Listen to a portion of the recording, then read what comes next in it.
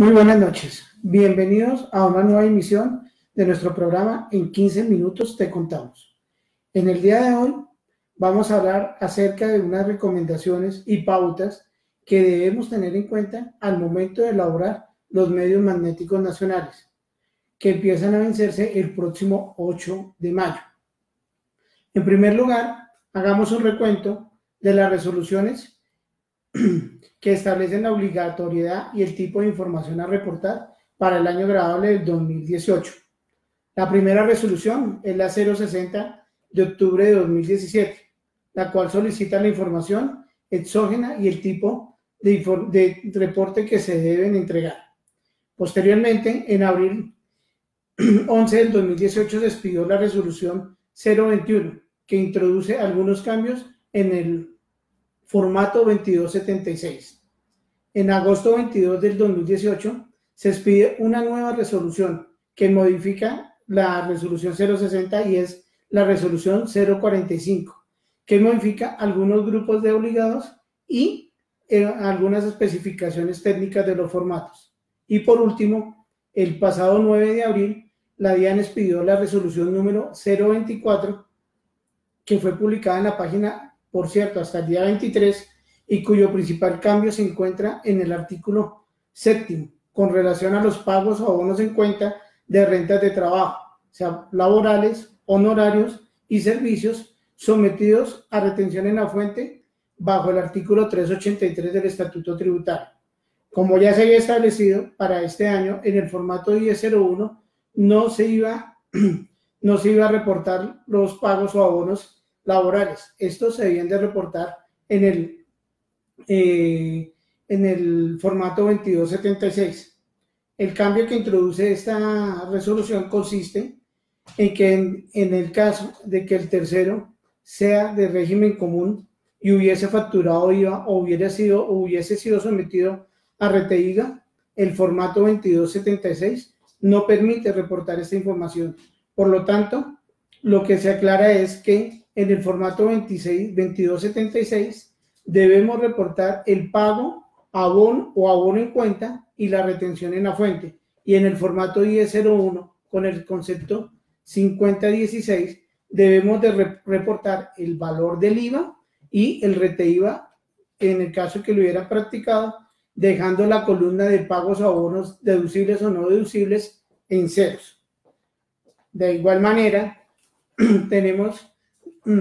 vale la pena recordar que personas jurídicas y asimiladas o personas naturales y asimiladas se encuentran obligadas a reportar información por el año grabable del 2018.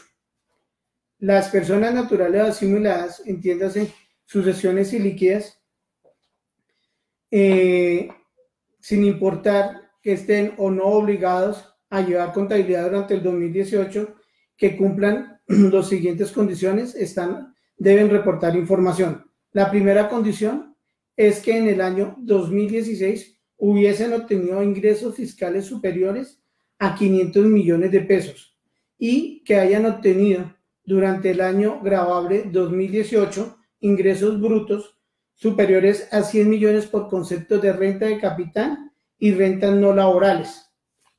El segundo grupo lo constituyen las personas jurídicas o asimiladas con o sin ánimo de lucro que en el año grabable 2016 hayan obtenido ingresos brutos fiscales superiores a 100 millones de pesos. Hay un tercer grupo, que son todas las personas jurídicas y sus asimiladas, entidades privadas y públicas y personas naturales y sus asimiladas que durante el año 2018 hubieran sido agentes de retención en la fuente a título de renta, de IVA o de TIN. En este caso debemos aclarar que este grupo, el tercer grupo, el de los agentes de retención, no deben reportar los mismos formatos que los dos anteriores grupos, reportan unos específicos. Aquí hay una claridad que debemos hacer. Los dos primeros grupos pueden utilizar el NIT de cuantías menores,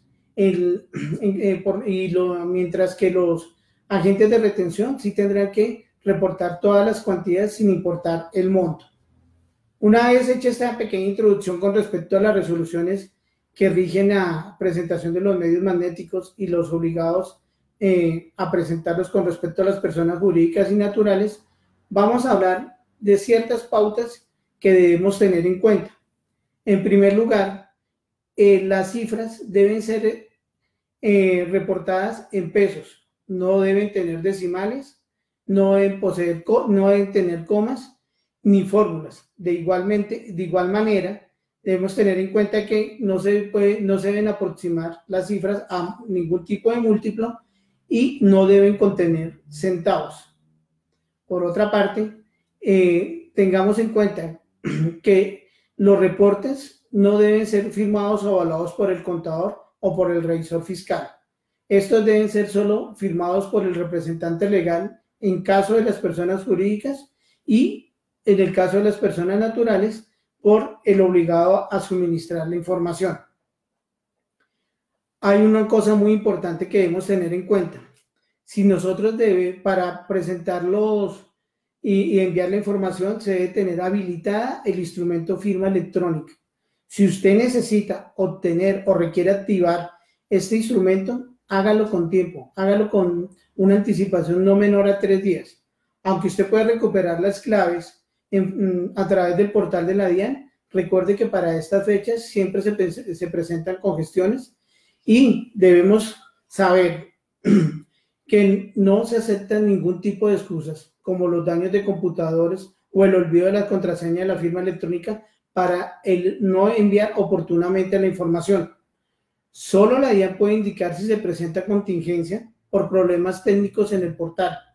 La contingencia contempla una ampliación de 8 días hábiles al vencimiento inicial para la entrega virtual de los reportes. Cuarto, como inicialmente la DIAN había publicado un prevalidador en noviembre del 2018 que presentó problemas, posteriormente fue actualizado en enero del 2019.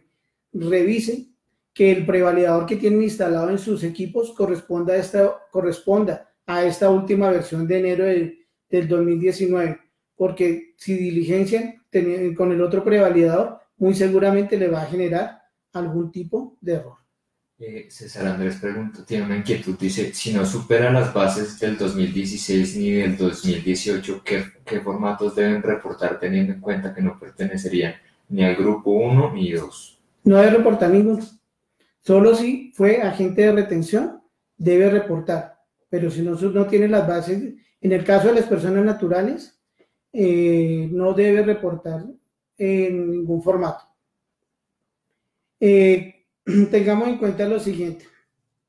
Para este año hubo un cambio con respecto al reporte de los terceros del exterior que son personas naturales. Estos terceros del exterior, personas naturales, no deben reportarse con el tipo de documento 42 y el número de identificación fiscal del país de origen. No obstante, las personas jurídicas del exterior se siguen reportando con el documento 43 y el NIC que comprende los 4, que está conformado por los números 4, que se le da una secuencia desde el número 001 hasta el 999. Al reportar terceros del exterior que sean personas jurídicas, tenga en cuenta algo.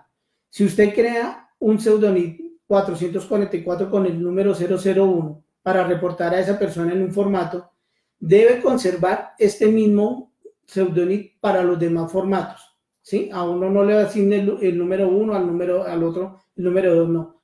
Procure mantener la misma secuencia para que posteriormente en los cruces de información no vaya a tener inconvenientes. Hay algo muy importante de resaltar, es que la dirección de los terceros la debe reportar de acuerdo a la información que usted tiene o tenía en el momento de realizar la transacción con el tercero. No es obligatorio actualizar esta información por parte del informante o el responsable del reporte. Hay algo hay algo nuevo para el reporte del 2018 o un cambio más bien, que es el dígito de verificación es opcional para reportarlo. En este caso, lo que recomendamos es cuando usted vaya a reportar, principalmente en el caso de las personas naturales, cuando vaya a reportar terceros que son personas naturales, entre a la página de la DIAN y consulte si tiene el RUT registrado. Si no aparece en la página de la DIAN con RUT, es mejor que lo reporte con el tipo de documento 13, ¿sí? Cédula de ciudadanía, para que posteriormente no le genere inconsistencia por NIT inexistente. Recuerde algo muy importante, señores. Recuerden algo muy importante. En la práctica, el valor de las declaraciones tributarias del año 2018 debe coincidir con los valores reportados con los valores de los reportes enviados. Si por alguna razón usted hace una corrección en las declaraciones durante el año gravable 2018, debe o es necesario corregir la información en los reportes que ya presentaron. Tengamos en cuenta una cosa: si ustedes corrigen los reportes antes del vencimiento del vencimiento de presentación de los mismos, no genera sanción. Si usted hace una corrección de los reportes posteriormente, le va a generar una sanción. Otro aspecto muy importante que debemos tener en cuenta es que si su empresa o la persona natural obtuvo ingresos recibidos para terceros durante el año 2018, independiente del grupo que se encuentre clasificado, debe reportar el formato 1647 e independiente del monto de los ingresos recibidos para terceros que haya recibido. Una parte importante en el asunto de fusión de sociedades es que si durante el año 2018 se presentaron fusiones de sociedades, la obligatoriedad de reportar es de la sociedad absorbente o de la sociedad nueva que surge. En el formato 1011 debemos ser cuidadosos, ya este corresponde a la información que se reporta de las declaraciones de renta. ¿Por qué debemos ser cuidadosos? Hubo cambios en los conceptos que se deben reportar. Se eliminaron unos, se crearon otros. Revise cuidadosamente qué concepto debe reportar y solo, como consejo, les decimos solo reporte los de su competencia. Hubo otro cambio en los formatos que vamos a utilizar para los reportes de los contratos de colaboración empresarial. Entiéndase esto, uniones temporales y todos este tipo de formatos de empresas, de colaboración empresarial. Debemos utilizar los formatos ahora que empiezan en el 5248.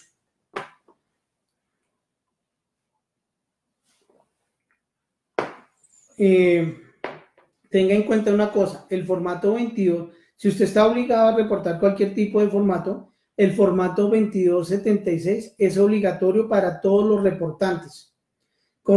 Debe entregarlo diligenciado, independiente si tiene que reportar uno o dos formatos de los anteriores de cualquier tipo. Hay algo muy importante que debemos de tener en cuenta: el no envío de la información dentro de los términos dentro de los términos de vencimiento genera sanción. La sanción es del 3% del valor dejado de reportar. Este puede ir máximo hasta 15.000 VTs, independiente si se puede acoger o no a algún tipo de sanción reducida. Por último, tengamos en cuenta que el artículo 43 de la resolución 060 estableció 2 calendarios para la entrega de los reportes. El primero es el de los grandes contribuyentes, que empezó el pasado 23 de abril y va hasta el 7 de mayo. Y el segundo calendario es el de los demás contribuyentes, personas naturales o asimiladas y jurídicas y asimiladas, que empieza ahorita el próximo 8 de mayo y termina el 5 de junio. Por favor, tengan en cuenta estas recomendaciones. La revista Contamos, a partir del día de hoy, va a publicar una serie de videos donde les vamos a estar brindando información con respecto a todos los cambios que se presentaron durante este año para la presentación de los medios magnéticos. Les agradecemos su compañía en el día de hoy y esperamos que esta información sea de utilidad para la elaboración de la información exógena de este año. Muchas gracias, buenas noches. ¿Listo? No más.